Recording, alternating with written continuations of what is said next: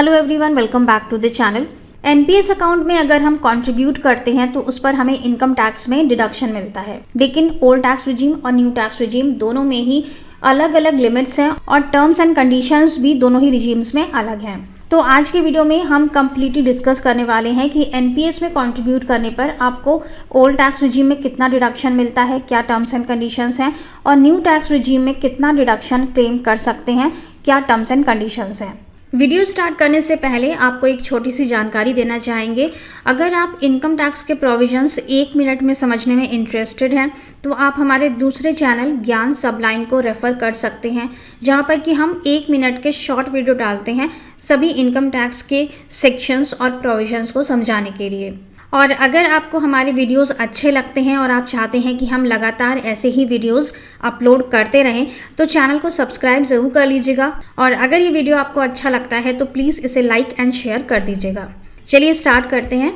Assessment year 24-25 की income tax return filing की जो डेट है वो होगी 31 जुलाई 2024। और इस असेसमेंट ईयर के लिए अगर आप अपना टैक्स सेव करना चाहते हैं तो इन्वेस्टमेंट करने की जो लास्ट डेट है वो है 31 मार्च 2024। तो 31 मार्च से पहले आपको अपनी टैक्स प्लानिंग कर लेनी है। अगर आपको कहीं इन्वेस्टमेंट करना है अपना टैक्स सेव करने के लिए तो वो भी आपको कर लेना है। और अगर आपने अभी तक एनपीएस अकाउंट ओपन नहीं किया है, उसमें कंट्रीब्यूशन नहीं किया है, तो ये एक बहुत अच्छा ऑप्शन हो सकता है आपके लिए टैक्स सेव करने का। यहाँ पर आपको टैक्स बेनिफिट तो मिलते ही हैं, साथ ही ये एक पेंशन स्कीम है जिसमें कि रिटायरमेंट पर आपको पेंशन के रूप में पैसा मिलता है या फिर आप लमसम अमाउंट भी ले सकते हैं।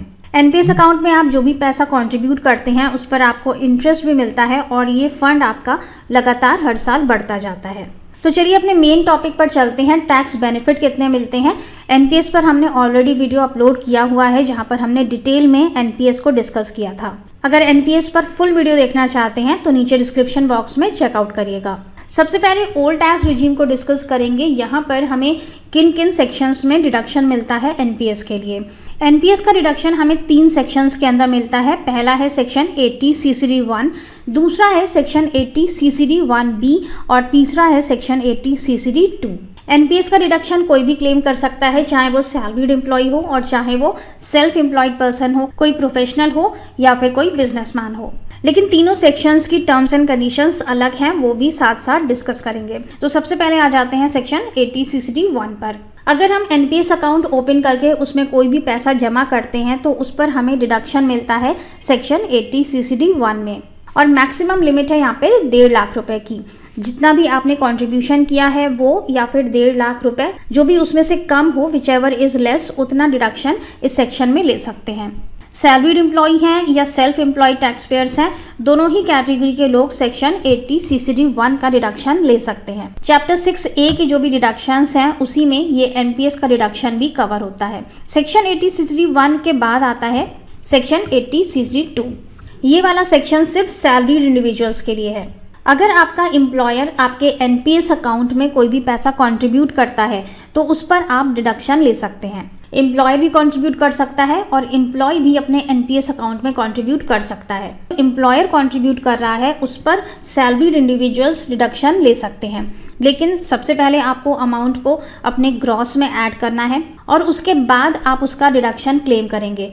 डिडक्शन कितना क्लेम होता है इसकी लिमिट है। अगर आपके फॉर्म 16 में एम्प्लॉयर ग्रॉस टोटल इनकम में जोड़ के दे रहा है तो आपको सिर्फ डिडक्शन क्लेम कर लेना है, लेकिन अगर आपका एम्प्लॉयर उसे सैलरी में इंक्लूड नहीं कर रहा है तो पहले आप इंक्लूड करेंगे, उसके बाद आप डिडक्शन क्लेम करेंगे। तो डिडक्शन की लिमिट क्या है।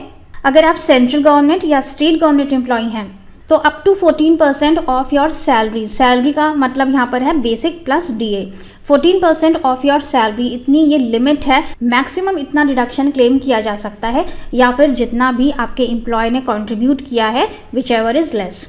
और any other case, in case आप प्राइवेट सेक्टर एम्प्लॉय हैं तो मैक्सिमम डिडक्शन मिलता है 10% ऑफ योर सैलरी। सैलरी का मतलब अगेन बेसिक पे प्लस डीए, ये है मैक्सिमम लिमिट। इतना डिडक्शन क्लेम कर सकते हैं या फिर जितना भी एम्प्लॉय ने कंट्रीब्यूशन किया है, विच एवर इज लेस। अभी हम सिर्फ ओल्ड टैक्स रिजीम के बारे में ही बात कर रहे हैं। सेक्शन 80 सीसीडी 1 में ले सकते हैं डिडक्शन, सेक्शन 80 सीसीडी 2 में ले सकते हैं जहां पर कि एम्प्लॉयर कंट्रीब्यूट करता है, और तीसरा सेक्शन आता है सेक्शन 80 सीसीडी 1B। ये एक सेपरेट सेक्शन है 80C से अलग, और इसमें आप 50,000 अलग से डिडक्शन ले सकते हैं अगर आप एनपीएस फंड में कंट्रीब्यूट करते हैं। 80C की लिमिट होती है 1.5 लाख रुपए, लेकिन ये जो 80CCD1B है यहाँ पर आप अलग से 50,000 रुपये क्लेम कर सकते हैं। मतलब कि ओवरऑल 80C के अंदर आपको 2 लाख रुपए का डिडक्शन मिल जाता है। अगर आपने और कहीं इन्वेस्टमेंट नहीं किया हुआ है तो आप 1.5 लाख रुपए 80C में इन्वेस्ट कर सकते हैं एनपीएस के लिए, और 50,000 रुपये 80CCD1B में इन्वेस्ट कर सकते हैं एनपीएस के लिए। ओवरऑल 2 लाख रुपए यहाँ पर आपको डिडक्शन मिल जाता है। इसके बाद इंपॉर्टेंट बात आती है यहाँ की जो टोटल डिडक्शन है सेक्शन 80C, सेक्शन 80CCC और सेक्शन 80CCD, ये सब मिला के आपका 1.5 लाख रुपए से ज़्यादा नहीं होना चाहिए। टोटल डिडक्शन 1.5 लाख रुपए से ज़्यादा का नहीं मिलता है। 1.5 लाख आप यहाँ ले सकते हैं, और 80CCD1B यहाँ पर आपको एडिशनल 50,000 मिल जाता है अगर आप एनपीएस में कंट्रीब्यूट करते हैं। ओल्ड टैक्स रिजीम के बाद हम आते हैं न्यू टैक्स रिजीम पर। ओल्ड टैक्स रिजीम में हमें इन तीनों सेक्शंस पर डिडक्शन मिलता है। लिमिट भी हमने देख ली और क्या टर्म्स एंड कंडीशंस हैं वो भी हमने यहाँ पर देख ली। अब आते हैं न्यू टैक्स रिजीम पर। न्यू टैक्स रिजीम में काफ़ी सारी लिमिटेशंस हैं। यहाँ पर सेक्शन 80CCD1 जिसमें कि 1.5 लाख रुपए डिडक्शन मिलता है हमें ओल्ड टैक्स रिजीम के अंदर, न्यू टैक्स रिजीम में इसका कोई भी डिडक्शन नहीं मिलता है। दूसरा सेक्शन आता है 80CCD2। ओल्ड टैक्स रिजीम के अंदर हमने देखा था इसमें डिडक्शन मिलता है और इसकी लिमिट्स भी हैं 14% of salary in case of government employees and 10% of salary in case of private sector employees. तो इस सेक्शन का डिडक्शन हमें न्यू टैक्स रिजीम में मिलता है। लिमिट्स सेम है, जो ओल्ड टैक्स रिजीम में है वही लिमिट्स न्यू टैक्स रिजीम में भी हैं। अगर आपका एम्प्लॉयर एनपीएस फंड में कंट्रीब्यूट कर रहा है तो वो डिडक्शन आप क्लेम कर सकते हैं। और तीसरा सेक्शन आता है 80CCD1B जिसमें कि ओल्ड टैक्स रिजीम में एडिशनल 50,000 का डिडक्शन मिलता है, लेकिन न्यू टैक्स रिजीम में इस सेक्शन के अंदर कोई भी डिडक्शन नहीं मिलता है। और एक इम्पॉर्टेंट पॉइंट कि अगर एनपीएस के टायर 1 अकाउंट में आप कंट्रीब्यूट करते हैं तभी ये टैक्स बेनिफिट्स मिलते हैं। अगर टायर 2 में आपने इन्वेस्टमेंट किया है तो टैक्स बेनिफिट्स नहीं मिलते हैं। मतलब कि ये जो डिडक्शंस हम क्लेम कर रहे हैं ये टायर 2 इन्वेस्टमेंट के लिए नहीं मिलते हैं। सो ओवरऑल हम कह सकते हैं कि अगर हमें ओल्ड टैक्स रिजीम में जाना है तो एनपीएस में कंट्रीब्यूशन हमारे लिए फ़ायदेमंद रहेगा, हमें डिडक्शन मिल जाएगा। लेकिन अगर हम न्यू टैक्स रिजीम में जाना चाहते हैं तो एनपीएस में कंट्रीब्यूट करने से आपको कोई भी फ़ायदा नहीं होगा for the purpose of tax benefit. अगर आप पेंशन स्कीम लेना चाहते हैं, पेंशन पर्पस से आप कंट्रीब्यूशन कर रहे हैं तो आप कर सकते हैं, लेकिन अगर आप टैक्स बेनिफिट के लिए एनपीएस में कंट्रीब्यूट करना चाहते हैं तो न्यू टैक्स रिजीम में आपको इसका कोई भी बेनिफिट नहीं मिलता है।